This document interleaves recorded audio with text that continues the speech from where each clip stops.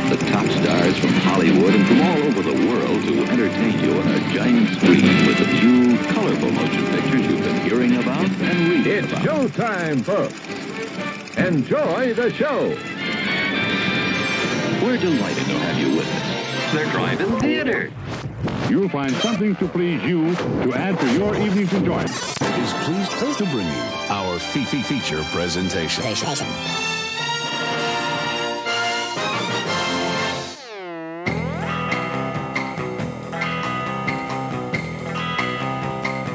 Hey, what's up? It's us. We're back. It is time. What's going on, Vince? What's going on, everybody? The chat's already going. Hey. Drive-in theater is closing. Oh, what? Okay, we got Vince already speaking up on YouTube. He said, speaking of Speakerbox, one of the only drive-in theaters by me is closing down. It's still a big moneymaker, but the owner of the land is forcing the owner of the business to sell. That could happen here in Northwest Arkansas. For those of you that don't know, we broadcast and live, work, and play live here in Northwest Arkansas, specifically Fayetteville. Don't stalk us. But we also have our own drive-in. It's the 112 drive-in here off of Highway 112, hence the name. And they just opened up for their opening season a couple of weeks ago. Yeah, and last week, I think, or week before last. Yeah, it was 2 weeks ago. And with a really controversial sort of new arrangement that they've got. Oh, Vince, what's wrong with my shirt? Come on. Dude, because you don't have the Velveteen Dream. It was NXT TakeOver and WrestleMania this weekend, everybody. It was amazing. So I had to rep the Velveteen Dream. Well, we'll talk about Velvet Dreams and whatever stuff you're into in a minute. But the drive-in, Wrestling, man. Wrestling what? We've got the drive-in here. I think it opened up with a really controversial new policy here with our 112 drive-in theater that I fear might put it in jeopardy. And I want to talk a little bit about drive-in culture because that's important. We're the drive-in Speakerbox, man. Drive-ins are a big influence to our aesthetic. But the drive-in theater here this season implemented, get this, guys, a food fee, like an outside food fee. What? Like you have to have an outside food permit to bring in outside food into the drive-in here at the 112 drive-in. And everybody's losing their minds over it because it's like, okay, well, the ticket's already $10 a person.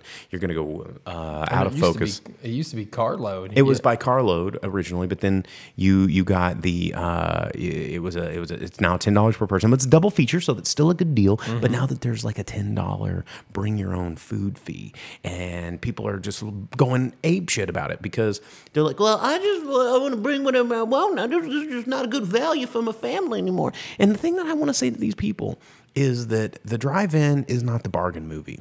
The fact that our drive-in shows first-run movies is insane and incredible.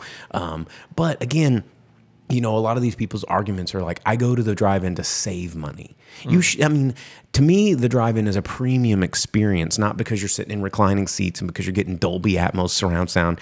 The drive-in is a premium experience because you're getting to experience movies in a way that people experience them when your grandma or great grandma was alive. You know, it's a historical experience, and it's an experience that not a lot of people get to have. Like drive-ins, you have to understand it requires a lot of real estate, a lot of property, which is expensive these days. It requires a whole entirely different projection system. It requires FM transmission. It requires a lot of things that other theaters don't necessarily have to do. And it's a different feel. It's a different experience. You can cut up. You can laugh. You can get you can receive oral or whatever you need to do in the. I mean, hey, it's the drive-in. You fog up the windows. That's what. Okay, well, I mean, that's a part of it. You don't have to hide your hoo-ha in a popcorn bucket like in Animal House. Well, or let's whatever. get real. There are other people out there. Don't make crazy amounts Vince, of you took your mom? And do things you don't want children to see. Yeah, well, and you can do that at the drive-in. No, you can't. There are other people there.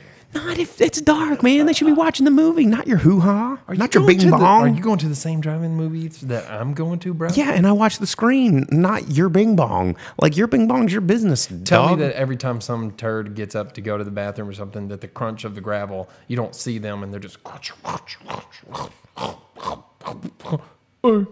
They don't come up to my window and go, ding, ding, ding. How's your bing bong, bro? Like, that's not what happens at my Yeah, drive-in. but they might get a gander, bro. Well, then excitement. Triple Dude. feature then. Yeah, it is a triple feature. But anyway, I'm just saying that the drive-in is a treat, and this camera is incredibly close to my face. We're trying out new things. Whoa. Yeah. Oh, why have we not done that yet? What, the Wayne's World? Let's do it. Here you Extreme go. close-up. You start. Extreme close-up. Whoa! Whoa! All right, Wayne's World. Excellent. All right. Excellent. Okay. All right. All right. Okay. So we're going to talk about the news, and we're going to talk about movies, movie news, stuff that's in the theaters this weekend, and what's coming out in theaters last weekend.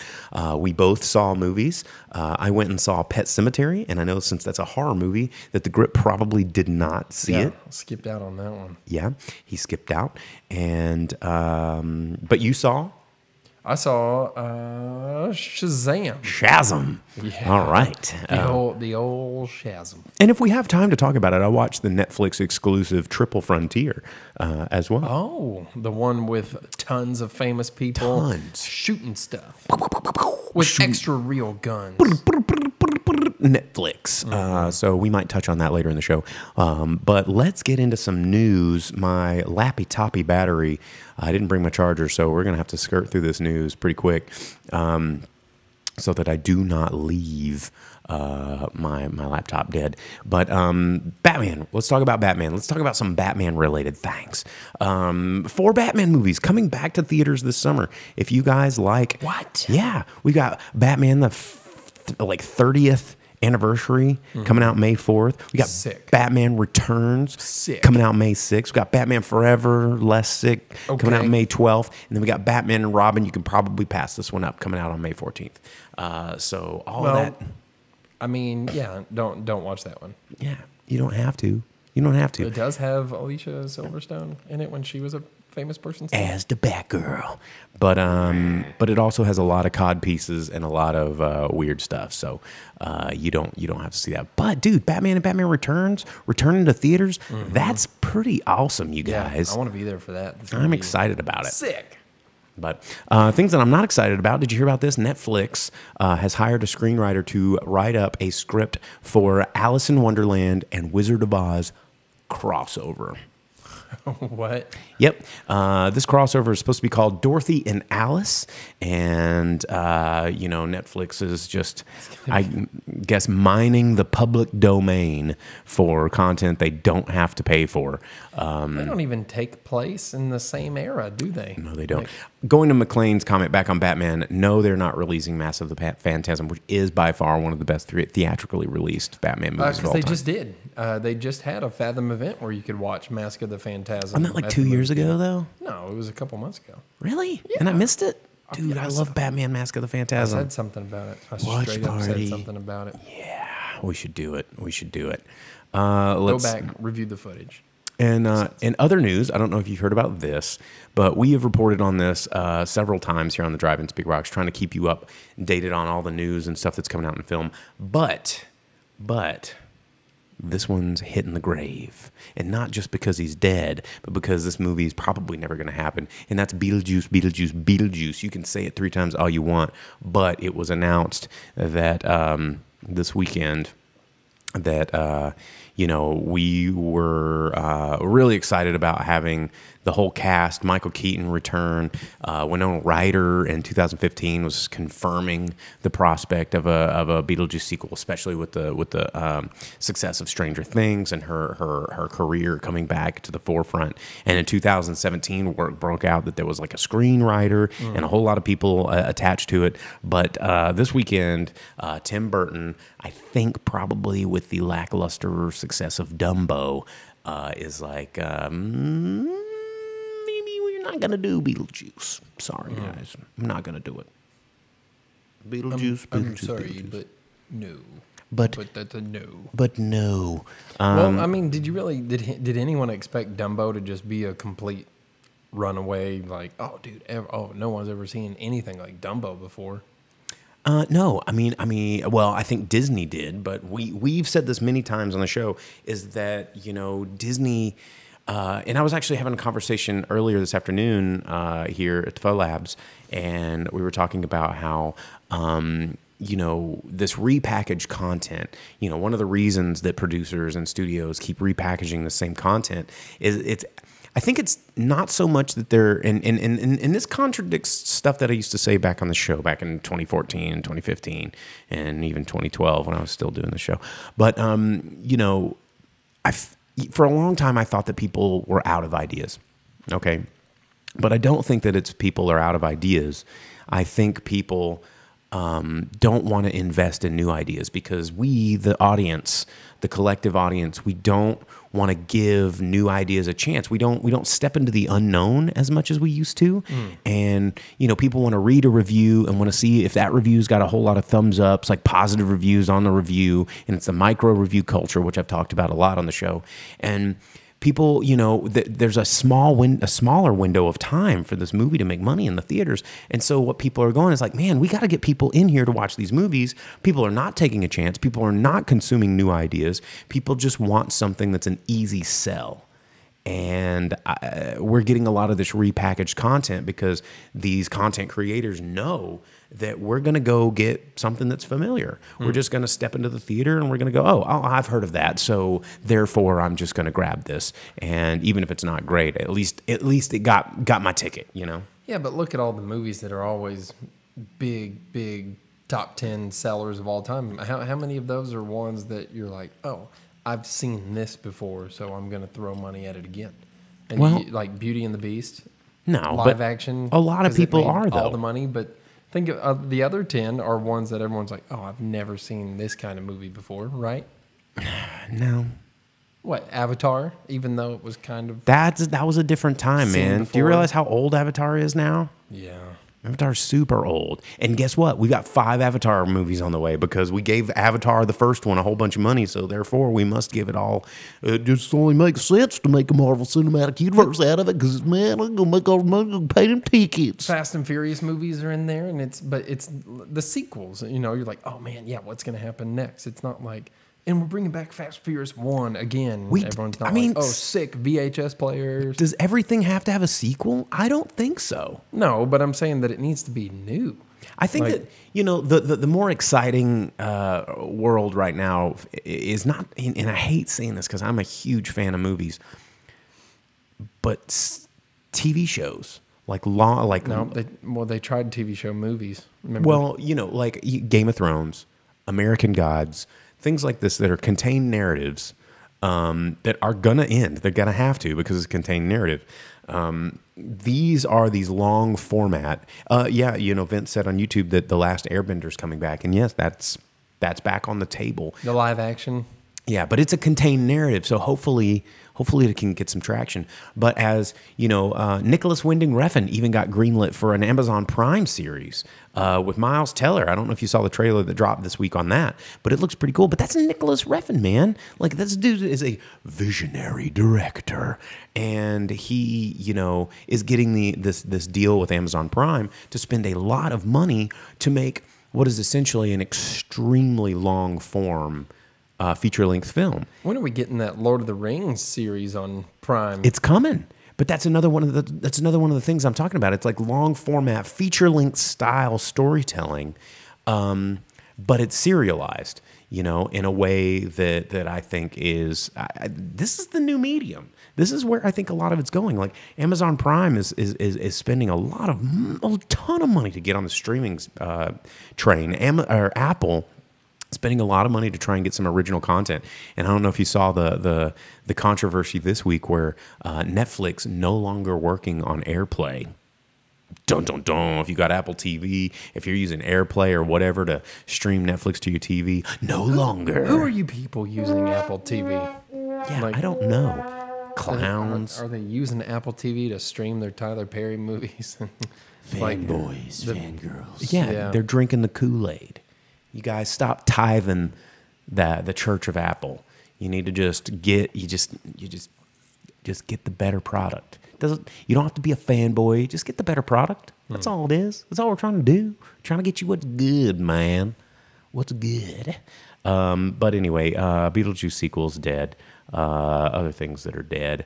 And the Apple thing, the news. What else did I tell you? There's an R-rated Hellboy trailer. Did we talk about the Joker trailer last week, or did that drop this week? It hadn't come out yet, yeah. So, did you see that? No, but I've seen all of the new memes and photo edits and all of the terrible everything. Stupid. I hate it. Dumb. I don't want it. Who wants that? Nobody wants that. Hang on a second. Well, I don't know if everybody, if everybody's so, up in arms about it. HBO is not supported on your gaming console. What's that about, Dina? HBO? Which gaming console? That's Yeah, dumb. it can't be PlayStation or Xbox, or at least PS4 or Xbox One. Well, I 'Cause don't have a gaming console. I'm poor. But no. Back to the Joker. Let's talk about this for a minute. Because this is essentially a comic book movie, and they're trying to grab at an Oscar thing with Joaquin Phoenix. And I mean, a lot of people talking about how this is kind of a ripoff of the De Niro film King of Comedy. I don't know if you've ever seen that. I haven't seen it in a long time. But seeing that definitely jogged memories of that movie. I think that they're borrowing heavily from it. And Joker is it's a character that never really had an origin story. So, it's an open, no. I mean, no. The Killing, you go back to things like Killing Joke, you go back to other things. There is very mixed origin stories of the Joker. And he was a tertiary character. He was never an arch villain. Yeah, there's a few. There's a few origin stories for the Joker. But they solidified. He falls in a pit of chemicals, becomes the Joker. Well, everybody knows that. But nobody. The origin story is always there. Who Joker is always in question. Well, that's what I'm talking about. But the story the guy itself, falling into acid and going, I'm crazy now. Yeah, we get it. We know how the moment where he becomes Joker. Batman pushed him in. Yeah, and so not really. But, where he comes from, what drives him, who his mommy is, did he go to clown school? All this is up for debate, and it always has been. But none of that, they've made it where none of that is important to... And that's my point, is none of that is supposed to be important with the Joker. And that's one of the reasons that I think the character has managed to survive and thrive as a villain that was never meant to be an arch nemesis. Well, it might also help that he quit throwing pies at people and yelling the word boner all the time. We should maybe bring that back. Yeah, well, back in the 70s, boner meant something different. It did. So Google that. But careful Googling boners. I mean, the trailer looks interesting, but it just doesn't look like a Joker. It just looks like a movie about a guy. And I feel like just because it is Joker, it's tying into what I was talking about earlier. It's marketing a movie that they're just like, we gotta sell this thing. How do we do it? Well, it's Joker. Because it's a Band-Aid. Yeah. For in my opinion, the failure of not so great performance, terrible performance of DC live action film, and people are all the Nolan universe people that's what they want, I guess. You can chime in from the Full Labs because we talking about DC Comics, something he's real passionate about. It could be like the last King Arthur movie or anything like that we've covered before, where it would be a fine movie on its own, but it's given the name of something that's already out there so that you go in with the name recognition and you're like, oh, wait a second, that's nothing like that. Well, I saw a trailer this weekend at the... Monkus, be careful Googling that, bro. I saw a trailer this weekend at the theater, and I cannot even remember the name of it. It's called like Bright Flyers or Bright Monster. Who cares? But it looked like, I thought it was Superman. I honestly thought it was like a new Superman movie. It's about this kid who crash lands on a farm, and these two parents adopt him, and the kid's a little, like other kids don't like him because he's different, and then he discovers, like, by accidentally hitting his hand in a lawnmower that he doesn't get hurt by damage, and then he learns that he can fly, and then he's got like laser beam vision. I'm like, oh, it's Superman. It's totally Superman. That's wow. exactly. Yeah. He's Superman. It's Superman. What's going on? But then he's like evil and he starts doing bad things and he starts like punishing people and like hurting everybody and murdering people and they turn it into a horror movie. Okay, and I'm so like, that's it's bad Superman. Superman Red Dawn, or what was it? I don't recall The one where Superman lands in Russia instead of America. yeah. That's a Superman thing too that already exists. Well, yeah, and that's what I thought. I was like, this Knockoff is stuff. totally Superman. Why is this Superman? But again, it's just this is just borrowed properties, and that's one of the I don't know. That's just a big. Yeah, Superboy Prime from Earth 1, he read all of the comics about superheroes, and he was like, oh, Superman's so cool. But then he became Superman, and then he turned evil. And he was from our Earth. So good Why job. Wouldn't you turn evil? I mean, Good for job, real, us, guys. Earth 1, providing the evil Superman from because the countdown where they clashed. Humans. He was like, I like comic books and I'm a big nerd. Oh, I can fly and punch people. Evil time. Well- and they had to trap him inside of a sun, and the Green Lanterns were like, sit in that red sun forever, turd sniffer. I didn't realize you had read that deep into it. Yeah, dude, countdown, bro. You got But it. you got to understand, like, you know that's a setup for Oh, disaster. yeah, red sun, duh. Like, It's right there. Thanks, Anybody that's gonna sit around and read comic books and escape real life and be a mouth breather and like society's kicking you around and Chads and Brads are driving their Corvettes with their pop collars and their sunnies on top of their head, which I literally saw today at a stoplight. Really? He like had a popped like 'Cause around salmon here- polo and sunglasses on his head. And he was Around in a here, Corvette. they're And he had normally- like 21. They're in their jacked up trucks or their Jeeps, and anymore they're in their Audis. Dude, he was in his vet, bro, and like I grew up overweight, and I grew up getting made fun of and beat up and punched around by all these bullies. And if I was given like magic powers when I was 14, I would have thumped some people. I'd have been flying around going, "Guess what, bro? Right in your beak, and You ever, I'm gonna teach you a lesson." You ever see that Disney version of Guyver where that straight up happens?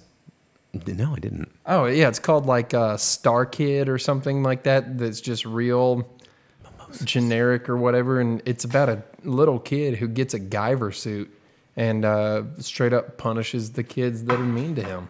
Dude, I want a Guyver suit. But then he has to fight the aliens that piss out of their necks that come back for the suit. Because he's like, I need to pee. How do I pee in this suit? And it goes, They go out your neck. yeah. dude. And he's like, well, that's weird. I don't do that. Well, because he didn't have a urethra in his neck. Oh, yeah, but the aliens that made the suit did.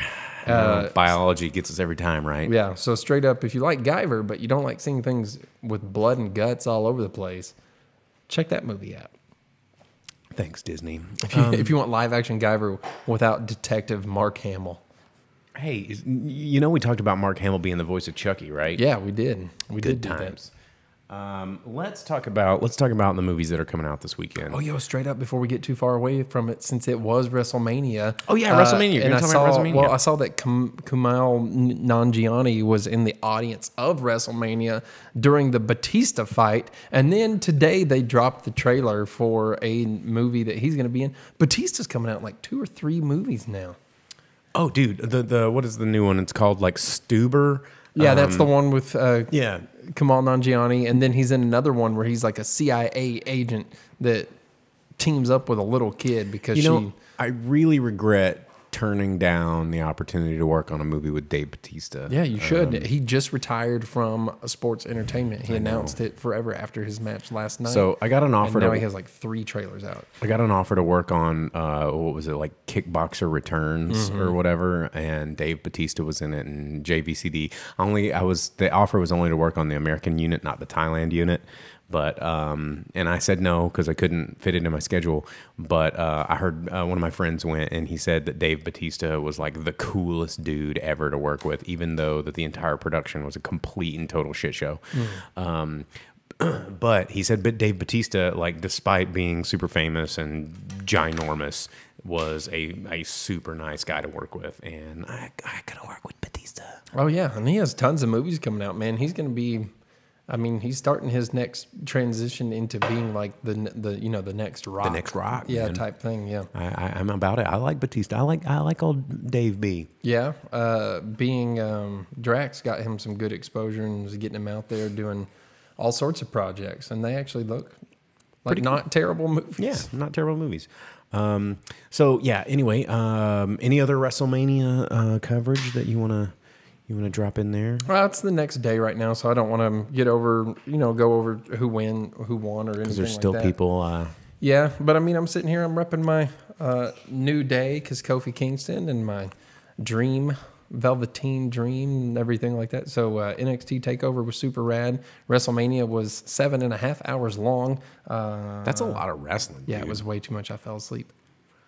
But then it was fun, So it's just the world of sports entertainment, world of wrestling entertainment, tying in with regular entertainment is never ending and never ceasing, and it's always providing us with big movie stars and things like that. So it's always fun to pay I guess attention to. they gotta have an origin story somewhere. Well, because wrestling's often been described as live action comic books, and it's a lot better than the real live action comic books that we get on screen. Well, and it's like the daytime television soap operas. It's been going on since the 70s. And don't you put your hand up and be like, whoa, this is not a soap opera, because I know what you're going to say. No, it is. No, this was Okay, directed towards Sam, saying that Suburban Commando is the best wrestler starring movie, period. Have you never seen No Holds Barred, Dude, bro? that's what I was about to say. No Holds Barred is Never seen what's up. What, Rocky 2? Rocky 3 with Thunder Lips? Thunder Lips. Yeah, man. Or the Super Mario Brothers Super Show with Captain Lou Albano. The Hey, it's Mario Brothers and Plumbing's a game. Found a secret warp zone working on a drain with the princess's hand in the mushroom land. With the action of the plumbers, you'll be hooked on the brothers. Yeah, dude, that show was tight. There's lots of wrestling starring movies, yeah, for sure. Suburban Commando is definitely up there. I mean, you have Doc Brown from Back to the Future. You have He was a wrestler? No, he was the family man where Hulk Great Hogan. Scott. Yeah, but you also have Undertaker's in that movie too. Oh, dude, They Live. Yeah, yeah. Roddy Straight Piper. up. And Yep. and what is it? Hell Comes to Frogtown, also with Roddy Piper. Not as good as They Live, but still with the Piper. The Super Mario Brothers. Oh, yeah. Super Show. Wait, here it comes. Do do do do do. Boom! It's a Mario Brothers and plumbing's a game. Balance. Oh, I left a phrase out. Yeah. Call us on the double. You'll be hooked in the brothers. You'll be hooked on the brothers. Do do do do do do do. Yeah, top 5 for sure. I'm never gonna be down on Suburban Commando. I know It's the awesome. second verse. But yeah, Bret Hart did get tackled by a fan wearing a Rasta hat with dreadlocks, and then he had the crap beat out of him by about 10 wrestlers and one MMA champion in ring. So that's a real thing that happened. But yeah, not everyone gets in on that sports entertainment, but it's intertwined in a lot more things than what people give it credit for. So. How do you remember all that? How do you remember all the ins and outs and the storylines and the plots and the who's who and the grudges and the champions and the Same way that we remember any movie or TV show plot or characters or storyline or directors or producers or whoever did the music. I don't understand how though. Like someone messaged me today and was like, It's characters and story, You should man. talk about memory. You should talk about how do you remember stuff. And You got me. And it's weird, I mean, you watch what was it? The I think it was Brian. Was it Brian Singer that did the show? It was the Hannibal show with. The Hannibal show. Really good. Got With canceled. the dude that smacked Daniel Craig's Matt nuts. with the- Milkinson. Yeah. He's awesome. But he talked about mind palaces and Milkinson. That's what I'm going to call him now. Yeah. Mad Milker. He's a wrestler now. Yeah. I'm the Mad Milkerson. I'm from the dairy farm. I'm gonna squeeze your teats until your milk comes out. I'm the Mad Milkerson. But anyway, no, we talked about this concept of mind palaces. Yeah, dude, Mads, he's the dude. I mean, if ever I were going to have like a dude crush, it would totally be on Mads because He's a badass. He is a super badass. And look at that jawline. Christ. He was just in that movie recently, like that in the frozen tundra by himself trying to rescue someone else. Yeah, I saw it. It actually wasn't bad. He's a very talented and very underrated actor. He doesn't always get to be in the spotlight. Arctic. Or was it Polar? It was Polar. Okay. It was based off of a graphic novel of the same name, and it was actually pretty good. It was on, I think it was a Netflix original, and it was pretty good. But anyway, and then Sherlock talked about mind palaces as well, like ways to remember things, like making this house in your mind. I just remember stuff that's really cool and like had a positive effect on my life. And I can't tell you how I remember the things that I remember, and it's incredible that after as many knocks to the noggin as I've had, that I remember anything. So. Noggin knockings, bouncer life. But wrestling's just like TV shows and movies, man. You know, man. It's characters and storyline, and there's good guys and there's bad guys. Like, how do you remember the names of all the Transformers or something like that, you know? I don't know. It's just how they affect you. Yeah. It's storytelling, and it becomes a part of your life and who you are and things that you share with people. And, you know, same as TV, movies, video games, anything that comic books or regular novels or anything that storytelling, man. Well, it's true. It's true. Let's. My laptop is really about to die, so we gotta cut through the things that I need information from before we can go to the things that I don't need information of. But let's talk about what's opening up this week. The rest come out of the old Mind Palace or Double Wide, the old Mind Double Wide. But let's talk about what's coming out in theaters this weekend, April 12th. This weekend, probably the biggest release that everybody's talking about is the rated R Hellboy, which they just released a new Red Band trailer, which has a lot of gore, a lot of curse words, because everybody likes cussing. Yo, I like this idea right here, dude. Yeah, we've been wanting to make a Roadhouse. Like, I'll be Sam Elliott, dude.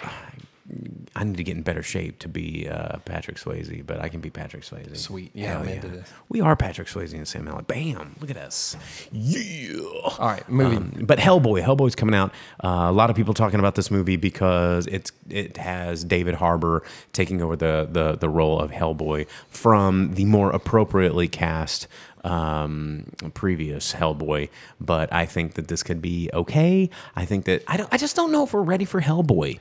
Honestly. So, Sam, not so fast there. This one still has Mike Mignola involved in the movie. And Ian McShane, who I really, really like, who's also in American Gods playing Mr. Wednesday, he's doing a great job. So there's a lot of it. I feel like going into this, before seeing it, that there's going to be parts of this and parts of the original, that if you amalgamated them together, you would have like a good... homunculus of a decent Hellboy. And Neil Marshall. And here's the deal. Neil Marshall is directing, and Neil Marshall is a very talented director. Neil Marshall has directed some really great things that most people have never seen. All your favorite episodes of Game of Thrones, like the Battle of Blackwater and all those things, those were all Neil Marshall. A lot of people don't, some of his best movies, Dog Soldiers, which is on my top 5 list of best werewolf movies ever made from back in 2002. Dude, it's really good. And then also The Descent, one of the scariest, most creepy, claustrophobic horror movies about like going into a cave from 2005 movies that I know you've never seen. No, I mean, but I know enough about it. But he's really, really cool. He's also directed an episode of Westworld that was really, really awesome. It was the episode called The Stray. He is a fantastic director, very visceral, and I think that if anybody's going to do Hellboy justice, it could be Neil Marshall. So it's Sam over here on Facebook. Sam is like, great value Hellboy, price cutter Hellboy, caffeine-free diet Hellboy. I mean, from the trailers, that's what it looks like. There was no Crystal Hellboy. There was no one more perfect than Ron Perlman to be Hellboy. Because Ron Perlman is built like Hellboy, sounds like Hellboy, looks like the acts like graphic representation of Hellboy. Yeah, but and he's awesome. Big Cabe Hellboy. And yes, Gentry Descent was fantastic. I think there's going to be parts of the new Hellboy that are going to be good, but I do think that I'm an Abe Sapien kind of guy. Yeah. So I was always Team Abe, and he hasn't presented himself in any of the trailers because Abe Sapien was actually perfect in the previous Hellboy movies. You could not have done better. Like, he was so good that they made a spin-off movie about him that's not about him. That was the Shape of Water. That movie was the Abe Sapien story. They even used the same freaking costume because he was so damn cool. Well, they actually made an animated Hellboy movie using the voice talents of all of the actors from the first 2 live actions, and I think it focuses a lot on Abe Sapien too, right? Oh, yeah, because yeah. Abe's the best, yo. But as Gentry said, David Harbour is a wise choice in his opinion. And you know, I think if there's anybody out there right now that could pull it off, it'd probably be Dave Harbour. Or Ron Perlman, who's still alive and can still do it. Yeah, well, there's also that. But, you know, I don't know. I don't know what to think about it. I'm going to go see it because I am a bit of a fan of Hellboy. And I don't know. We'll probably talk about that next week, and hopefully in a couple of weeks we'll be at the new studios. So who should have been Cable is a big debate that they've had ever since they started trying to cast. Are we talking Cable. about Ron Perlman or Dave Harbour? I don't know, but you know who it really should have been? It should have been Big Daddy Cool Diesel, Big Sexy Kevin Nash, because then he would have been over 7 foot tall. He would have been muscular. And he would have had gray hair. Yeah, and he would have had gray hair. Kevin Nash would have been a perfect Cable. Yeah, I co-sign on that. Instead of 5.5 foot tall Josh Brolin, but he could have been met monstrous Kevin Nash. But I've met Kevin Nash, and I had breakfast with him at Waffle House. That's in Orlando, amazing. Florida. Yeah, and he's not a good actor. Like, I don't. Yeah, think... he is. Kevin Nash, dude. He was the Russian in Punisher. Was he? Yeah. And it was He was the one in the Thomas Jane Punisher. Kevin Nash he was the security guard in John Wick. He was Super Shredder in Teenage Mutant Ninja Turtles 2: The Secret of the Ooze. He was. But I'm not saying that those were thespian masterpieces. I'm just saying Kevin Nash's screen experience, he would have been a perfect Cable. But can I say that Kevin Nash can pound some hash browns? He's not a good actor. He's only really good at being a professional wrestler, which is physical acting.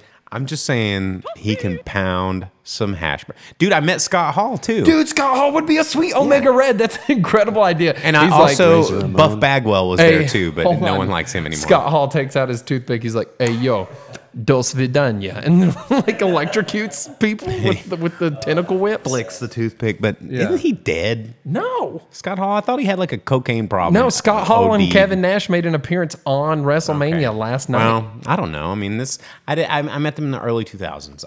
It's been a long time.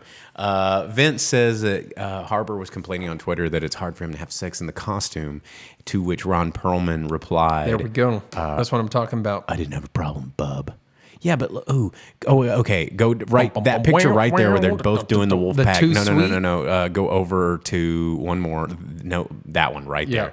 No, that. Ooh, what is going on? Is that dude? Is that Robert Zadar?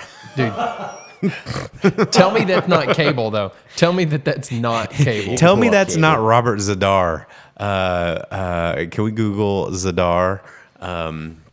I think his first name is Robert Zadar. Never bring up Wolfpack in my presence, bro. Robert Zadar. Wow. No, dude. The biggest chin in Hollywood. We don't talk about that red and black nonsense, man. I'm about that black and white life. Whatever, it's all wrestling. Can we talk about movies that are coming out tomorrow? Yeah, let's talk about weekend? the Huge Ackman. Huge Ackman. Oh, look at this. Is this like a Wolfpack song? Yeah, this is the not good one. No, hit up that NWO. It's like guys. If I would have known we were talking about NWO, I have the NWO title belt in my car right now. In your car? Oh yeah. Why? Why is it in your car? Because I haven't taken it out yet, man. And you never know when you're gonna need it. I mean, you know something, dude.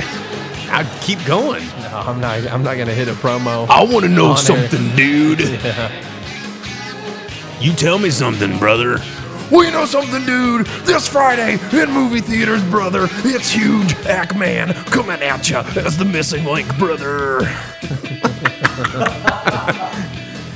You're gonna pay for the whole Sasquatch, but you're only gonna need the edge. But yeah, so Missing Link coming out this weekend, directed by Chris Butler. This is also from Leica Studios. If you're not familiar with Leica Studios, they do really, really, really good work with stop motion animation. Koba and them 2 strings. Dude, Koba and them 2 strings. What's the Paranorman was one of my favorites. Box Trolls, actually pretty damn good. I couldn't get down on Box Trolls. You couldn't get down on Box Trolls? Answering Vince's question real quick. Hogan, bro. I am a real American. Yeah, fight for those Fight rights for of the every rights man. of every man. Oh, Ric Flair entrance. Come on, man. No, dude, it's just the bum, bum, bum, bum. It's the I mean, Hulk Hogan's the only one I remember. oh man, it's the Graduation song? no, that's Macho Man. That's right, it was. Flair was the oh crap. We need a drive-in speaker box, like a wrestling edition. Oh yeah, we can totally do Not that. So I can have a day off. Yeah. Once we move to the studio, we could probably make more shows like that. And do something. Could. Special Ric editions. Flair's is the what is his name? The director Kubrick. He did the movie about the space station, 2000: A Space Odyssey. There it is. That's Ric Flair's music. Yeah. Bum bum bum bum bum bum. Yeah, that's his music. That's tight. Rick Derringer, yeah. But yeah, totally that's tight. Ric Flair's music. And see, there you go. About the memory. Like, how do you remember things? You just kind of have to, like, pick it out, man. Space babies. Yeah, space fetus. You know, actually, Obelisks. Sticks. before we get crazy far away, Missing Link actually looks like it'd be pretty good. I agree. It's got the voices of Hugh Jackman, Zach Galifianakis, Zoe Saldana, and Timothy Oliphant, because everybody likes Timothy Oliphant for whatever reason. And it's coming out in theaters. And also, one more before my laptop completely dies, we've got After from director Jenny Gage coming out. And it's got Selma Blair, Hero finds Tiffin, and Jennifer Beals in this movie, so you can check that out. It's probably going to be in expanded release, a little bit further than limited release, but it'll be out there for you, so you can check it out. But I think that the most of the theaters are going to be dominated by Hellboy this weekend. You know what? This might be one of the weekends where I need to find time to take full advantage of my A-list and watch multiple movies over the weekend. See, I still need to see Shazam. And I am gonna have to go see Missing Link and Hellboy. I thought you said you did see Shazam. I saw Pet Sematary, bro, and I saw Third Frontier. I got you. Oh, Sam, all right. Tell the wife we said hey, and check us out on the replay. For those of you that are tuning in, Have her watch, like, subscribe, and share. yeah, smash the like button. Let's look at those fresh laptops. Wow, full labs. Oh, look at that brightness though. Yeah, I gotta turn that down. So. That's keyboard brightness. I need screen brightness. It's for my complexion. But for shameless self-promotion purposes, if you don't like and subscribe us, you need to. It'll better you as a human. It's like voting. You can take a picture of yourself liking, subscribing, and all your friends are going to be envious of the civic duty that you just performed.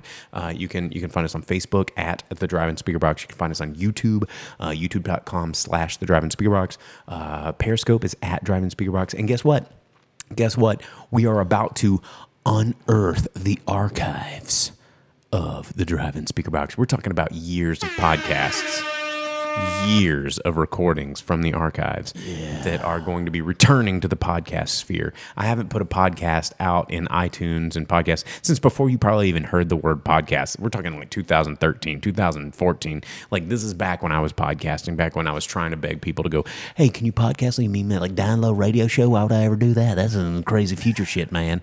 And now it's like I gave it up, and now everybody's freaking doing it. But we're going back, and I kept recording them. I was diligent, and so you're about to unearth all of these podcasts, and we're going to be you can be on your Spotify, you can be on your Google Podcast, you can be on whatever. So when we move to this new studio, oh my gosh, there's going to be so much new content, so much new fun stuff. We're going to have a Drive-in Speakerbox set.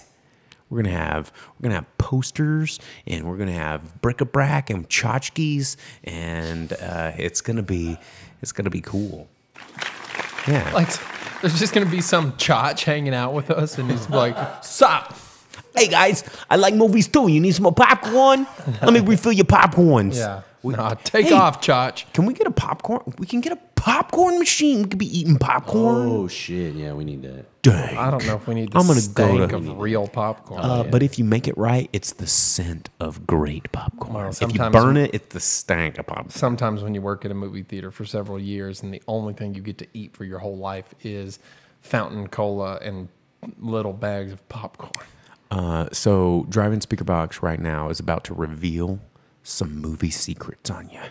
Some movie secrets. Get your pens and papers ready, because there is a secret recipe to movie theater popcorn that it ain't the Orville Redenbacher movie butter microwave. Don't microwave Canola oil. No, it's on not everything. No. Did you ever work in a movie theater, bro? Yeah, for 3 years. You're wrong about the canola oil. It's a different oil. It's coconut oil. There it is, coconut That oil. orange coconut oil. There's 2 secrets to movie theater popcorn that they don't want you to know about. We're going to be the Alex Jones of movies. We're going to reveal it. We're going to tell you how it is. We're going to pull the curtain back and point to the wizard of popcorn. Lizard people. The secret is lizard people. I've had too many of these and Lizard people. I'm kind of a retard. Aliens. Not to be offensive, that's a real thing that he said. Like what's his name? The InfoWars guy. He's, Alex Jones. Yeah. So here's the deal. To make real deal, true life movie theater popcorn, What? You can watch us in VR? We need to move some of these cameras around and you can like... oh, we're going to touch your body. Oh, don't... Okay, never mind. I don't know. Don't need That's to do that. premium. Premium subscripts. But no, the secret is you get yourself a stovetop kettle, right, for popping the popcorn. You put your coconut oil down in there, okay? And you can get, the popcorn kernel isn't really that important, but you don't get that organic, multicolored popcorn kernel crap. Get the golden kernels. You can get them at Sam's. It's whatever. Put them in there. And here's the secret. Here's the super secret. Flavacol.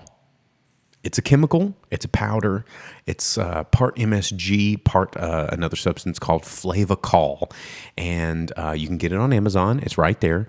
Flavacol. Hey, look, it's right there, and you just put it into that. As soon as that coconut oil starts to melt down, you put a teaspoon in. Yeah, the yellow right there, salt. Yeah. Right there. That's Flavacol, man. That's stuff, and it's the secret, and it's always been the secret. And you just kettle that sucker up, and then and then as it pops, then you melt down some ghee. If you guys know what ghee is, if you want to take it up to the next level, ghee is just clarified butter.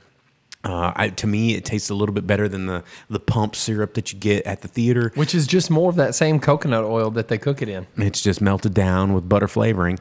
But I prefer ghee, and you just pour it on there, and you've got ultimate movie theater popcorn, and it is not diet food. One large tub of movie theater popcorn, I'm telling you right now, is like 2,000 calories. Like, it is epic level fat time. Like, you're gonna gain all the weights. But anyway, You know secrets.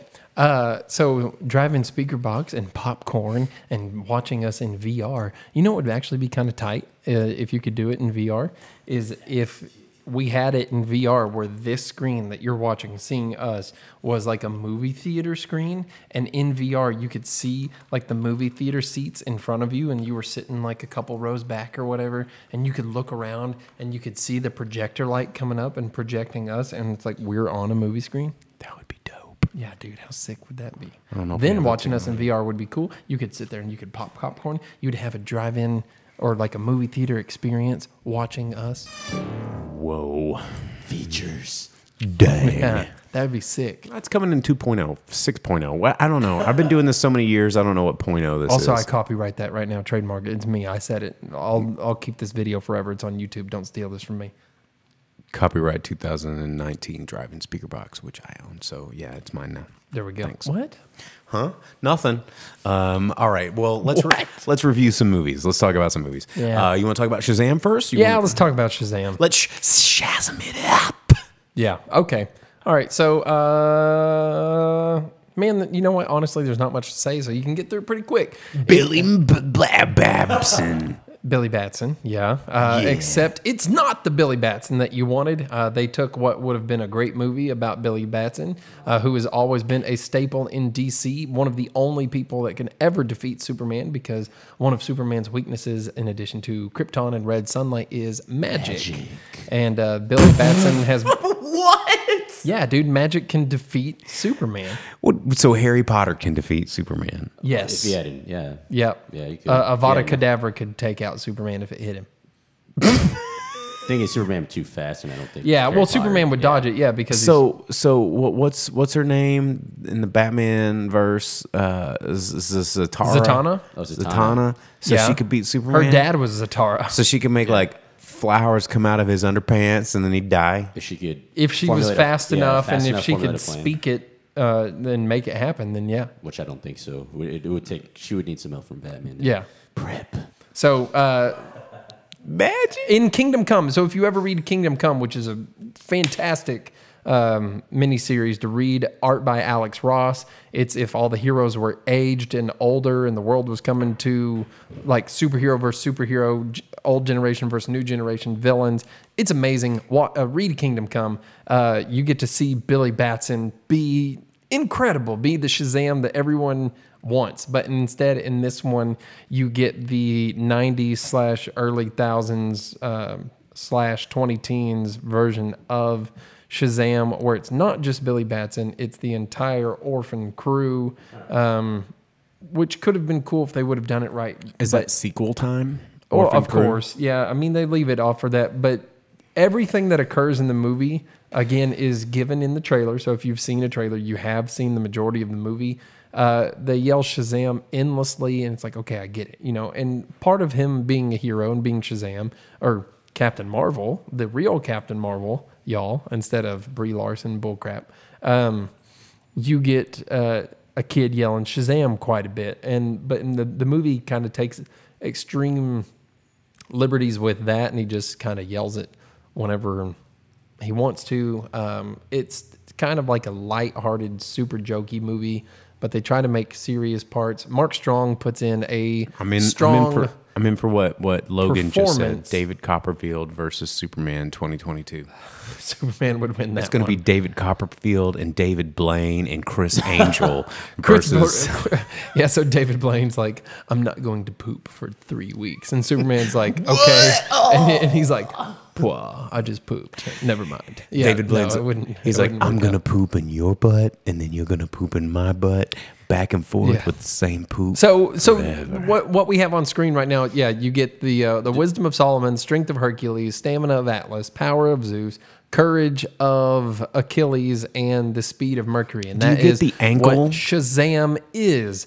But do you get the ankle and the broken back No. and the weak heart and the bad decision making? The only weaknesses of Shazam is his shortcomings of being a young person, being gullible, being that you can trick him into saying his name, or saying the wizard's name. The wizard's name, Shazam. The hero's name is not Shazam. But in this movie, since they do have to stray away from Captain Marvel, since Marvel won their suit against DC for that, they have More money equals winning. They kind of make jokes on that throughout the movie, giving him 500 names since they can't call him Captain Marvel. So if you're a fan, there's little things in there for you like that, but there's not enough. And it's basically a half-hour television show that is stretched to 2.5 hours. You get a lot of repetition of the same things that you've seen before in the movie.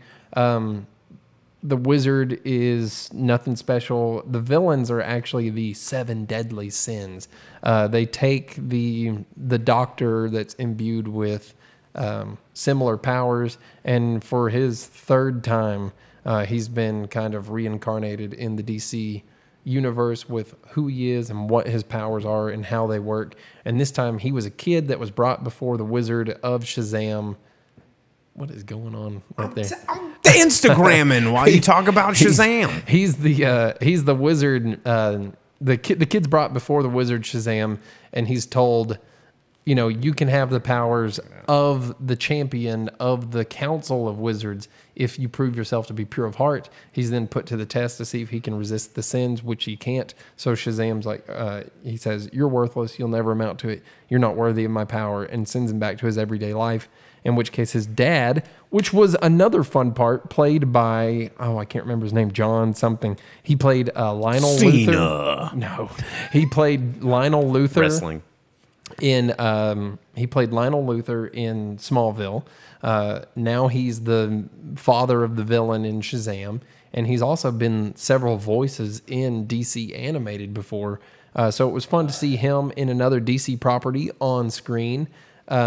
But he's really terrible to the doctor kid, or the kid before he's a doctor, and that's why he becomes an evil doctor, because you got to be evil if you're a doctor in comics, unless you're Bruce Banner. Gentry says that he thinks that the movie did it right.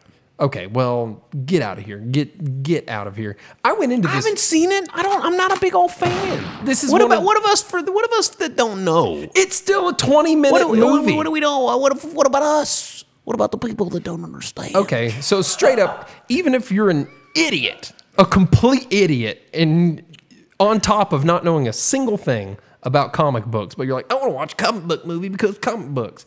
It's still a 20-minute movie that was stretched to over 2 hours, and you don't need it. Not a fan. How many scenes were filmed in the Quickie Mart? 2. Okay. 1. 2. Because I feel like one that felt like 2. There's weird stuff brewing at the Circle K, dude. That's from Bill and Ted's. Yeah, well, yeah. Okay. I don't know. I never read Shazam. There's strange things afoot at the Circle K. Yeah, strange things afoot. Oh, that's from Bill and Ted. Well, the tick says afoot. Anytime I say afoot, I think that I'm talking about the tick. Shazam is forgettable. It plays itself out quickly, and it plays itself for jokes, and it doesn't get the hero angle right at all. So what you wanted from a Captain Marvel / Shazam movie of Billy Batson and Shazam and Captain Marvel and all the things that you would want from a movie like that is taken out of it so that they can replace it with junior high drama and mixed laughter. So they can sell tickets. That's what they're doing. Yeah. That's what they're doing, you guys. They're just selling you tickets. You want to see me turn this whole show around and cheer up the grip real fast? Do you guys want to see that? Because he's all bummed out about Shazam. Watch this. Shazam! Whoa. Really? Yeah, dude. Where'd you get this? You remember I was telling you that was part of your Christmas present that never got to your pocket. That's a legit metal Judge Dredd pretty badge. Sick. Yeah. Wow. Dank memes. So you're actually going to complete your upgrade your costume this year? No. Oh man. Yeah, man. One day when I'm not fat anymore, I'll be a moon marshal. Yeah, dude. Judge Look at again. this. Look at this thing. Like, Yeah, dude. Give me From Carl Urban. Look at that. It's metal. Yeah, it was a limited edition promotional item. It's a pin. It's metal. You can pin it on your jacket. You can pin it on when you're bouncing. You can be like, I am the law. I actually have 2 Judge Dredd shirts that I bought just so I could wear them when I was bouncing, and I used to do that all the time. Well, now you have a That was my badge, bar bro. uniform, was my 2 Judge Dredd shirts. You know what? And I can put this with my 3D glasses that I also got from the Dredd movie when I went to watch it. Super cool. Yeah, dude. I want to see you wearing that. Yeah. Yeah. I know, right?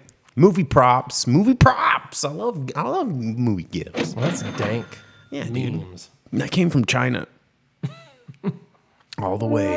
Yeah. What? No. That was China. No, Yeah. that's where this was made, and they had extras, and I bought them off the That's internet. what friends do, Vince. Yeah, dude. guys. Well, you know, Gentry, I'm glad that your kids liked Shazam, but man, it could have been an hour and a half shorter and been the same movie. You know, What if it was a TV show? if it was a TV show, it would have been a single episode. That's what I'm saying, man. What if it was more than one episode? What would have happened? Well, they probably would have had other people write. They would have been like, well, let's start news stories for the next episode, and they would have expanded and made it better. So, do you watch Black Lightning? No, I got out of the DC TV shows because they were too much to keep up with on of my all, schedule. that's the only one But that I used to do watch, which is Arrow weird. 'Cause and Flash and Heroes of Tomorrow. I kind of watched some of the cartoon. I haven't watched Titans yet. It's too good. Is it good? Because he's about because Titans, see, man. I was not me. But it's not tied in. Titans isn't tied in. tied with in. the CW shows, is it? No, it's not. Yeah. So It's not part of the Arrowverse. So because Doom Patrol and Titans are tied together, but and I hear good things about Doom Patrol, which I haven't checked out yet. But I watched Flash and I watched Black Lightning, and then I could only get about a season in, and then it just got so derailed into campy, just water treading. Well, you know what you should do instead? Go back and watch Static Shock, because Static Shock was sick. Okay, Gentry says that Shazam's not a serious movie. I think it's the direction that DC's going now, which is better than some of the previous flicks. But here's the thing. Here's the thing: is that's the Marvel formula. That is the Marvel formula in the Sony formula, in the Fox formula. It's like, how do we save these franchises of like really in-depth, serious storytelling? Just make them a joke. We make them a joke, and it's like, you know. And here's the thing that I want, you know. And Gentry pointed out something that I think is really interesting. And he's like, I went with my 2 kids. Okay, and I think that, and I understand that, and I understand that people want things to watch with their kids. But here's the argument that I make, because you might want to back me up on this. Is I used to work in childcare, and that's something that a lot of people don't believe, because why would you ever trust your children with me? But I'm a pretty good moral compass when it comes to educating the youth of tomorrow. But one of the things that I would always do is they're like, let's watch a movie. I want to watch a cartoon, Mr. Bow. And I'm like, yeah, God, all these movies are stupid. And it was like they were blessed. It's like God put me in their path to show them good content. And some of the first things that I was like, you know what? We're all going to watch Miyazaki films for the next month. Oh, which straight up, you guys are welcome for us being here. It is Studio Ghibli Fest right now, and it's Howl's Moving Castle, and we're missing out on it. Talk to you guys. And so, you know, Miyazaki is probably, he is considered a master for a lot of reasons. But one of the things that I think he does the best is he makes movies for children that deal with adult themes, that deal with real stuff, that deal with serious things without going, Magic powers, Kool-Aid and popcorn. Oh, is my penis bigger? Is it made of lightning? I don't know. You can have movies that are family friendly and good for kids that don't have to be kids movies, or they don't have to be jokey. Well, I mean, when I was a kid growing up, I watched Star Wars constantly. I was all about Star Wars. There's nothing that's not good family fun about the original trilogy, you know? No. I would watch things like Labyrinth or Neverending Story or things like which that. are serious. RTAC, guys. Yeah, okay, well, let's Princess Bride? Yeah, see, things like that, you know, and Shazam, that's what I was hoping from Shazam, is that you get a quality movie that's good for taking kids and things too, but you get a good story of Billy Batson and being Captain Marvel. But you don't get that. You get repetition after repetition after repetition of the same thing in the same movie, and it's just like, oh, Billy's a 14-year-old that became an adult, and so now he drinks beer and talks to girls and does stuff for money, and he's not much of a hero, but oh, now he's going to turn himself around for 2 seconds. And between all of that, you just have the same story like told over and over, and it wasn't a fun movie to be a part of. I watched that movie about the robot dog the other day because it's on Netflix. What was it called? I don't even remember what it was called, but we made fun of it before it came out on the show. I actually watched it because it was on Hulu or Netflix or. Sounds like one episode from Black Mirror, but. Yeah, well, it was a full blown movie about a kid that dirt bikes and he finds a military dog. I watched that the other day. It wasn't that bad, and I liked watching it more than I liked watching Shazam. You know, and that's kind of the drawback here, is that I went into this one of the few times I've gone into a comic book movie being like, yeah, this could be good. The trailers made me want to see it, and then when I was actually watching it, It was, big ugh, for sure. Hard to please. Hard to please. No, man, it was hard to watch, is what I'm saying, And I can't tell you more reasons as to why, because it'll give away the entire full ending of the movie. The last 25 minutes you have to sit through or longer. They give you taste of what could have been good, and they show you how they took it all away from you.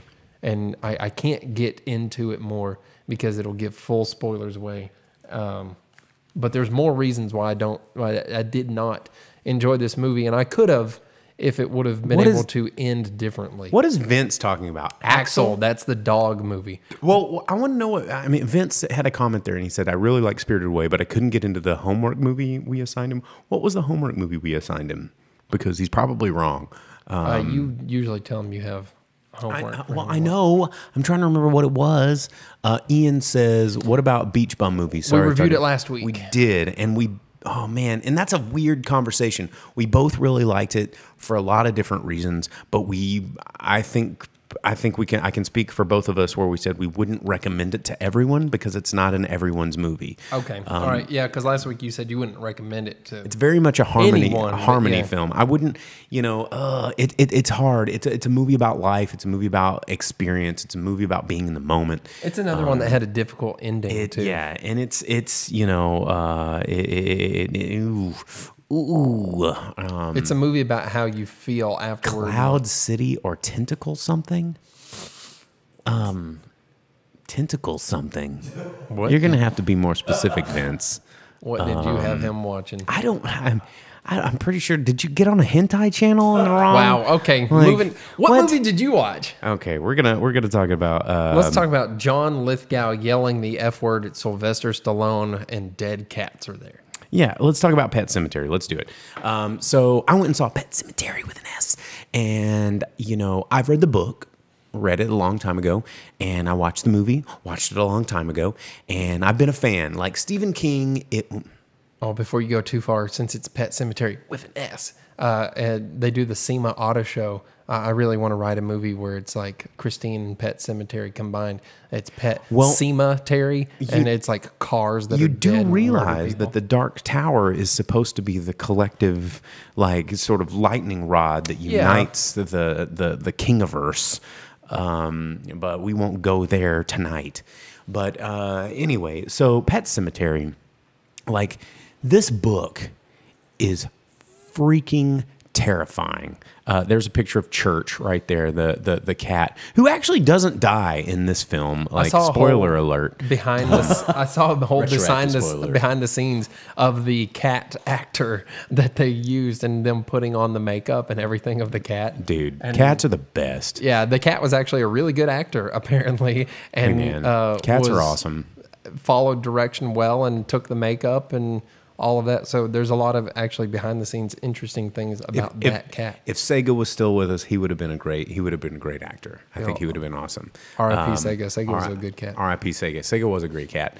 So Church, of course, one of the main characters from Pet Sematary, and Church was sort of the experiment that the main character Lewis takes to as the neighbor, what is his name, Judd, shows him how that ground works. And of course, this movie, let me start by saying that this remake is great.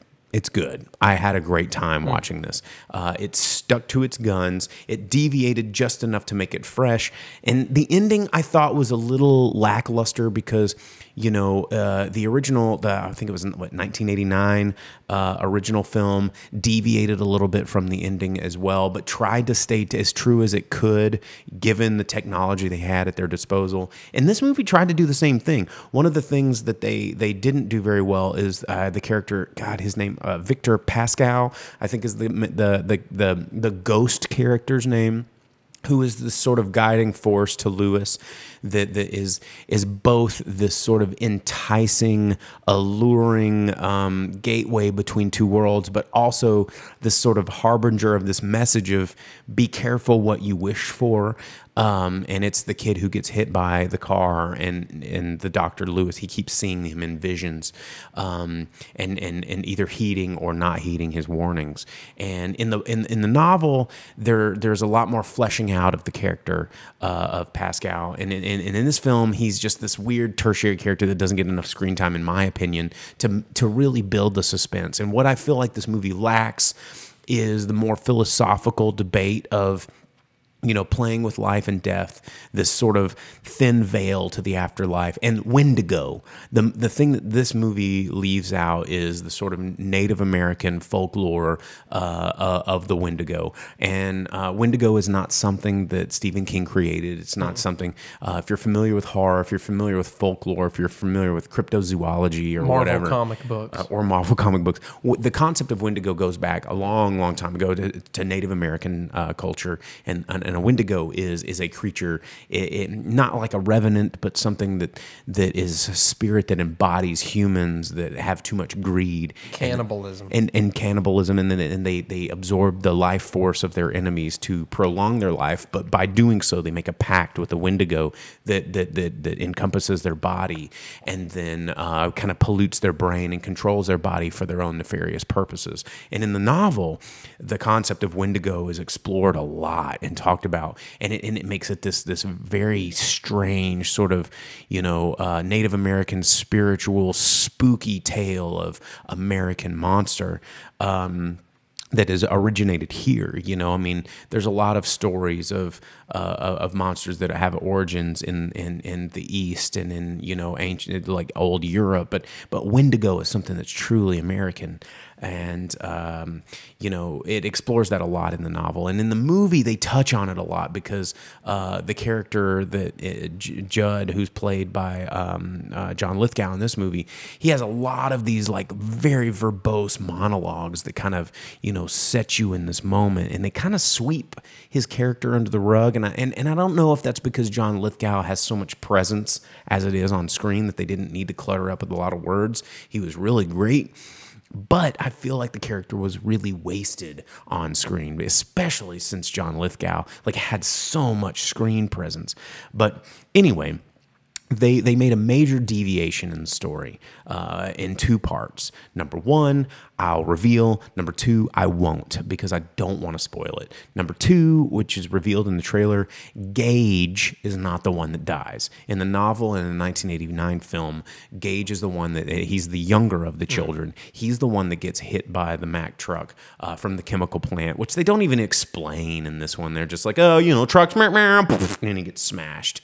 In the novel and in the 89 film, it's like a problem that they're like, well, you know, money and the trucks, we've tried to stop it, it just doesn't, you know, he just, you know, it has a little bit more bearance on the story. But in this film, they kind of pull a bait and switch. And the problem that I have with it is not that they did the switch, it's that they revealed it in the trailer. You know, they're like, oh, spoiler alert. You keep thinking that Gage is going to get hit because of the novel and the movie. That's like, motherfucker, I saw it in the trailer. I know he doesn't get hit. I know it's a girl because she wears the mask and she goes, oh, I'm evil now. And it's like, this is the problem with modern trailers, is they give away everything at the beginning and they leave nothing to the imagination. Where if audiences are sitting in there waiting for Gage to get hit by the car, and then they pull him away from the street, and you're like, oh my God, Ellie's the one to get hit? But that didn't happen to me. I was like, well, can we get to it already? And so another problem that I had was the scene in the novel and in the 89 film where the character of Lewis goes to the cemetery and he's digging up his child. Like, this is like, reading this as a teenager, like, messed me up, dude. Like, and then seeing it in the 89, it's like this moment where this father is like so broken and he keeps making this spiral of bad decisions, and he goes to the cemetery and he's digging up his own, the corpse of his own child. Like, it's horrible, and it is gut-wrenching, and they sweep it totally under the rug. They show him drinking some scotch and then grabbing a shovel and then going to the cemetery, and then it cuts to him burying her at the hallowed ground. And I thought that was a really, really wasted moment. And but other than that, they kind of follow the formula and update it to 2019 as I think they should have. They did a pretty damn good job of doing that. And the suspense is there. The story with Rachel, his wife, and her sister Zelda, that is far more creepy on screen than it ever was in the 89 film. And it lives up a little bit stronger to what it was in the novel. And Pet Sematary is not a movie that ends happily. It doesn't. Is there any Stephen King movie? No. Or book? Or? And that's why he's good at what he does, is because he knows that we don't need a happy ending to end scared. And, you know, an unhappy ending leaves us thinking, and it leaves us considering, you know, a lot of Stephen King's novels, the scary part is not the monster. We're often the monsters in Stephen King's novels. Except for Langoliers, everything is scary in Langoliers. But we are the monsters. We're the ones that made that decision. The dude from Perfect Strangers. He's creepy. Yeah. But also the Langoliers will eat you. They will, but only because we messed with their world. And that's the that's the thing that I love about Stephen King's novels, is that, you know, it's very McLean asked, is the ending anywhere close to the book? No, it's not. It's not even close. It's thematically close, but it's not anywhere close. Well, that's part of it when it's a known property too. You know, do you always want the ending to be precisely? No, they had to change it sometimes, and I understand why they changed it. But I think that at this point, there's enough people that haven't read the novel and haven't seen the '89 film that could still get, like, you know, affected by that ending. Does the It monster do it? Vincent asked if the It monster does the credits. No, no, he doesn't. And then the gunslinger shows up. Pennywise and Christine pulls up, and the gunslinger gets out, and Pennywise is like, hoo-hoo-hoo! And yeah, it's all these things. He sicks Cujo on somebody. Yeah, Cujo runs out. Yeah, and then what's Christine? Or not Christine? Why didn't he have Cujo? Carrie. Why didn't he have Cujo buried in the pet cemetery and come back undead Cujo? Maybe Cujo was buried in the pet cemetery. That's why he's Cujo. And that's a thing that they don't explore in this movie, is the fact that when you bury something in that ground, it almost treated it like it comes back and just wants to kill things. That's not the way that it works. It comes back, but is possessed by the spirit of the Wendigo. And the Wendigo has a thirst for death. And that's what makes the original story so scary, is you have altered with the balance of nature, and you have tempted fate, and now you're dealing with things beyond your control. Not just like, oh, well, now your guy wants to kill all the people, he's just evil now. No, it's like you're dealing with something that's beyond your frame of reference and beyond your comprehension. And that's far creepier than what they did in this movie. They kind of just swept it and made it like, well, stabby. And but anyway, this film, it's still really good. It still doesn't end well. It still opens with the hauntingly dreadful scene of, this is not going to end well, which I think is really interesting, because the ending, the way that they did the ending, which I think was a little stupid. It wasn't that stupid, but it was a little, I don't know, it was just kind of a skosh stupid. But it does leave some questions about Gage. And does Gage survive? Does he not survive? We'll never. I mean, we don't get to see it on screen, but it leaves you thinking, and it leaves you sad, and it leaves you upset. And I think that is. And Gentry says we need the King verse. They tried with Dark Tower. They tried really hard to use that movie as glue to a King verse, and it failed really, really hard. Yeah, but maybe with the success of the new It and Pet Sematary, I don't want to talk too much more about it, but I enjoyed it. I enjoyed it a lot, and I let the laptop go back to password screen. I'm so sorry. Yeah, and Vince, Cujo being a St. Bernard, that's always bothered me too. But I think part of that is because St. Bernards are known to be a gentle breed, and one of their jobs is saving people. And the idea I think that's why it made it interesting. A large breed that is always known for being gentle, big slobber monsters that come to the rescue of people, instead being vicious, murderous, and trying to kill someone, is part of what makes it terrifying. But real talk, I had a Saint Bernard in real life. Did he save you? No, she was extremely violent towards other dogs in some cases, and we had to pull her off of our other dogs. And her nickname was Cujo, given to her by my mom, because she could be violent, and that dog being that big is definitely something that you have to deal with if they want to get something. Luckily, everyone in my family is very big, and that wasn't a problem for us. But whenever she would want to get a hold of the other dogs, there was not much you could do about it. Right. So St. Bernards can be very scary. All right. Well, but also very gentle. And Pet Sematary in theaters right now.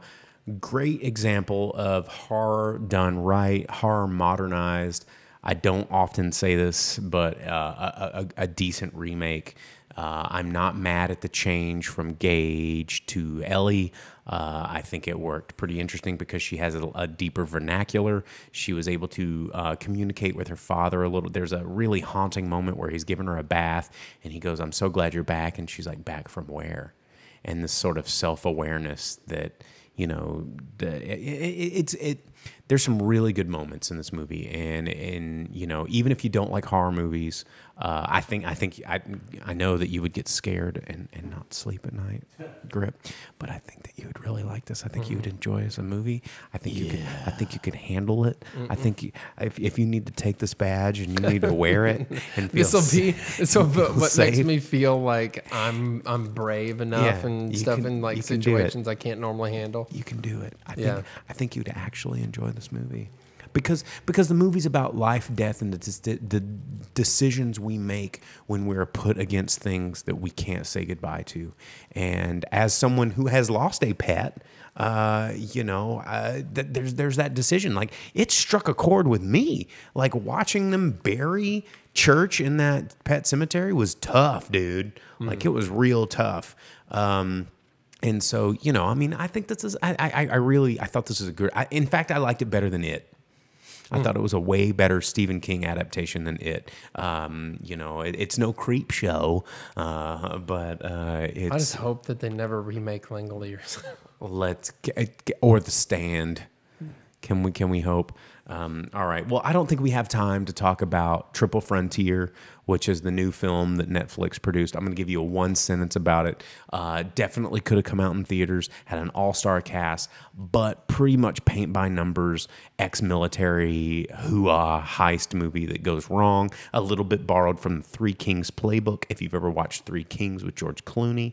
But if you're wanting to kill time on the treadmill like I was, then it's definitely an hour, almost 2 hours of just, you know, shooting guns and getting money from the cartel. So Vince says, real talk, I like Stephen King, but in most of his books, he can't write an ending to save his life. And well, maybe. And yes, I agree. It got way too much hype, Vince. I will say that. The sequel to It is going to be the one that I think is the litmus test here, because it had Stranger Things giving it fuel, because is there any more champagne? Stranger Things was based on Stephen King stuff. Hey, we're at the end of the show. What you know? Well, I don't have to go to work after this. Oh, well. So, some of us do.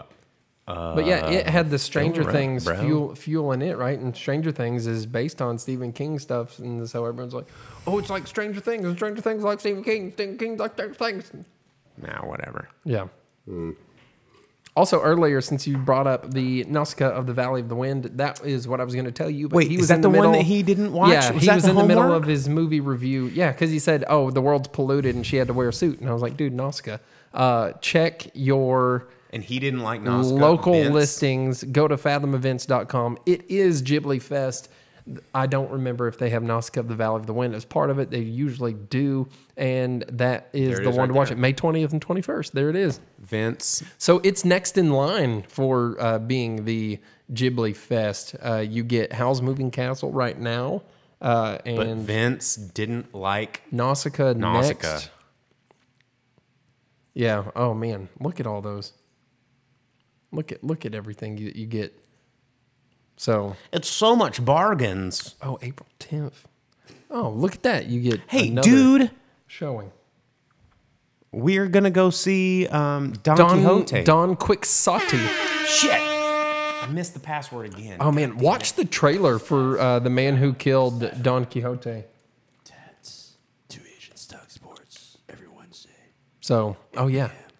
That's another thing that you can do is if you aren't going to go to the theater and watch Howl's Moving Castle on April 10th when it's being reshowed, then you can definitely tune in and listen to 2 Asians Talking Sports. That's another thing broadcast out of the Pho Labs. Yeah, If but you're- soon to be the what do we call it? Speaker Labs. We haven't really decided a name. That's our working That's title. a goal. Maybe we should do a working title. survey. I don't know. All right, But yeah, definitely look up Ghibli Fest. Watch Nausicaa. You might like it better dude, than Vince. did. If Only Vin- watch the first if it- 10 minutes. If it was Nausicaa, dude, I'm gonna just tell you right now. If Nausicaa was the movie that I gave you homework, which I should have, because that sounds like me, because that's an amazing movie, Yeah. and you didn't like it, then you were not watching. You were in the not right frame of mind. This movie is freaking perfect. This movie is, oh my god! By the end of it, the movie is about nature. It's about technology. It's about science. It's about capitalism. It's about commercialism. It's about So it's a Ghibli nature. movie. It's about like growing up. It's about young girl finding her way. Everything It's about this is Miyazaki. It's That's Miyazaki. Yeah, that's a at its Miyazaki movie. Finest. Oh my god! It's about air. It's about flying. It's about fucking experience. Like God, it's about running out of champagne on a Monday. Okay. But yeah, check out that Ghibli Fest. Go watch you some Ghibli. Yeah, Good stuff, man. We're gonna go watch. They are not the most exciting movies in the world if you're wanting music and explosions and things like that. If you like Joe Hisaishi, then it's totally up your alley. because everyone knows what that is for sure. He's the guy that does all the piano in the Miyazaki movies. Yeah, dude, the music's soft. It's always in the background. Everything's real calm. It's part of being in the world and being involved in it. Hey, if you ever need hammock music, Joe Hisaishi piano suites. Like, that's not Joe Hisaishi, but that's the more you know. Dude, he is a wonder on the keys. And speaking of musicians, there's... Yes, watch Yojimbo all of the times because Yojimbo is top-notch film. Kurosawa, that's the good stuff. Watch the sequels now. Watch Sandro, which is a prequel. Sandro's coming- yeah, it is and the then prequel. there's the secret sequel, which is not a Kurosawa movie. It is what is it? Something at Blood Pass. I can't remember. No, dude, it's part of the Yojimbo. The Yojimbo-verse. Yeah, dude, but Yojimbo's good Well, stuff. shout out to some musicians. I got a message from a first-time viewer, Devaney, who is a harpist, a wonderful harpist, which is a hard instrument to play. I spend a lot of time around harps in one of my film gigs. And shout outs to Devaney, who's watching over at Pinpoint, actually, which is right behind us, where I'll probably be going later. We need to do the top 10. We're running out of time. Let's do it. Let's do it. All right, number 10. We're gonna do the top 10 box office roundup. I promised to advertise the what was it? There's like a Dreamcatcher festival or something, and I know We're doing a fresh plug on Drive-in Speakerbox. we're doing plugs. Look, Yeah, because fresh people plugs. are watching. We gotta. This is we're doing it for the people. But Is it fresh movies? plugs. I mean, it's not, but it's plugs because people are. What? Coming in with those that's what we do tactile in fresh text. plugs. April yeah. 25th through 28th here in Northwest Arkansas. We have Reconnection, Reconnection, REKINECTION. It's a festival Spring Festival. You can check it out at REKINECTION, Reconnection. It's about reconnecting mind, body, and spirit. It's a festival right here in Fayetteville. And a friend of mine is going to be selling dream catchers there. So you can, speaking of when to go, speaking of, there it is. That's it right there. Check it out. Yeah. Is this the right one? That's the right one. You can spring up. There's Wookie Foot's going to be playing. There's going to be no Kessel runs, but plenty of Wookiees. But right there's two constellations jiving with each other. Yeah, Wooks and Wookiees, not the same thing. Yeah, you can check that out. Giving shout outs to our friends watching at home that are a part of this festival here in Northwest Arkansas. A lot of stuff going on in Northwest Arkansas, so you can check that out. But let's get into this top 10 list. Can we do it? Let's do it. Finish him. Thanks, Vince. I know I can sell a plug. Oh, also, Logan wants the Apple Seeds Brunch Sunday at Gully Park from 11 to 2 this Sunday. And guess what? Pinpoint donating a silent auction prize to Apple Seeds at one of their dinners. We're going to giving away a private party on a Sunday for you and up to 100 guests, completely private. You get the whole pinball bar to yourself, completely free pinball all night long. Apple Seeds right there. You can check out their website, appleseedsnwa.org/events. A lot of stuff going on there. Look at us. Look at us. We're repping things going on in the city. We're movers. We're shakers. We're community builders. There's spring brunches at the farm. I didn't get invited. I only got invited to donate, but that's generally how it goes. So all right, let's do this box office roundup. We're gonna give you the top 10 movies in America. We're start with number 10. We're gonna work our way to number 1 and tell you what made money and what didn't. Number 10, How to Train Your Dragon Part 2, Hidden World from Universal, bringing in $1.9 million in its 7th week. It hung in for 7 weeks. That's a lot of weeks. $129 million budget brought in $156 million at the box office. That's a lot. Not a bad way to close out that movie series. You do number 9. Oh, number 9, Wonder Park, another kids movie, in its 4th week brought in $2.1 million with a budget of 42. That's unlisted budget. Unlisted budget. 4 weekends in release. Yeah, that brought it in $42 million with unlisted budget. So not, what's up, John? Probably not so well. Not so well with Wonder Park. What's up? We've got number 8, Unplanned, from PFR, bringing in $3.2 million in the 2nd week of release. Only a $6 million budget, brought in $12.5 million at the box office. This is another one of those faith-based movies. This movie, rated R, which is kind of odd for a faith-based movie. But here's the deal. They made Planned Parenthood the enemy. Mm-hmm. They're like, you're killing fetuses. You're going to get them. You're murdering the babies, unborn fetus. You're going to go to hell with your devil-made ways. Like, it was bad. I saw the ad. Unplanned. I saw Jesus in a dead fetus. Or I don't know what they did. Wow. I mean, I don't know. I didn't see it. Well, I hear the synopsis is something about fetus Jesus. Speaking of medical things, coming in at number 7 was 5 Feet Apart, about the teenagers that are playing footsie in the hospital beds next to the mom from My Neighbor Totoro. Speaking of Ghibli Fest, and its 4th week brought $3.5 million. It also does not have a listed budget, but it brought in $41.4 total. So that likely had a lower budget. I imagine it's probably doing pretty decent. It is. It's doing decent. I mean, everybody likes sick kids wanting to touch uglies that can't, and they die before they can. I mean, tale as old as time. You know what I'm saying? No regrets. No I'm saying. regrets. No, I'm saying. So number 6. Thanks, man. That's a Cobra. The Best of Enemies, which I actually really wanted to see this weekend because it is playing here from STX. $4.4 million in only 1,700 theaters nationwide. This movie, of course, about the Ku Klux Klan member and the black rights activist member becoming friends and changing ways in a small southern town. I have heard really good things. I really want to see this movie, but it's in its opening weekend. Only had a $10 million budget, bringing in $4.4 million. I've heard really good things. I want to see it, and of course, I really love Sam Rockwell. I think he's a really underrated actor, and I really love that he's taking more serious roles these days.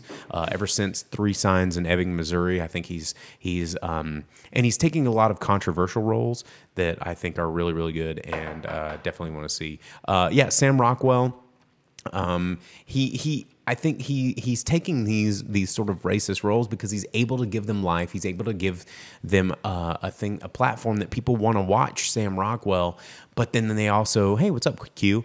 But he's the cheese wrapped around the pill, if you will. Well, I think Sam Rockwell gets more credit and recognition for being villains in movies. Yeah, he does. He does. And he's hey that's a lot of champagnes. But anyway, all right. What's coming next? in at number 5 is the not real Captain Marvel. So not only is it not real Captain Marvel, but it's not the real Captain Marvel of the Marvel Captain Marvel, but it's probably the one that you know about. It brought in $12.4 million this weekend in its 5th week. Wow, it's been out a long time already. And that totals it at over $373 million domestic box office. Do we even want to know how much it's made? No, but it's way more than 90s nostalgia should ever be given. $1 billion. Also, did you see that billion? Brie Larson has her own movie starring and directed by her, co-starring Sam Jackson. Brie Larson movies Called The Unicorn Store. Unicorn Store. Really? I don't know what is this. Yeah, it's like a Netflix original or Amazon, something like that. But it's starring and directed by Brie Larson, co-starring Sam Jackson. So if you need to see them together as a team, there is a second option. Yeah, you can check it out one more time and give them all the monies. What? My sunglasses are still here. I got here when the sun was out. I've been here a minute, y'all. Guess what? Number 4. Check it out. Us from Universal bring in $13.7 million this weekend in the box office. 3rd weekend release, it has brought in so much money, $152 million, up against its $20 million budget. And we reviewed it last weekend, I think, because wait a second, we reviewed it 3 episodes, not this one, not the last one, but the last one. You can check it out on our YouTube channel, on our Facebook Live. You can you can subscribe, you can download, you can check it out. When you're on the treadmill, you can listen to our sweet, sweet voices telling you about us. You can do it. But it's making a lot of money. People are talking about it. It's pretty good. It's a pretty good return to classic horror. But honestly, I think Pet Sematary was a little bit better. Well, speaking of things not making money and pets. Kind of, not really. 2nd weekend release. Don't make good pets. 2nd week, Dumbo. It made 18.2 this last weekend. It has a $170 million budget, and so far it's only gained back 76. So it has 100 to go to break even. Probably not going to hit the mark on that. I mean, especially if you want to see Michael Keaton, Danny DeVito back in a circus setting. You get Batman Returns coming to theaters in May. $170 million budget. That's big, guys.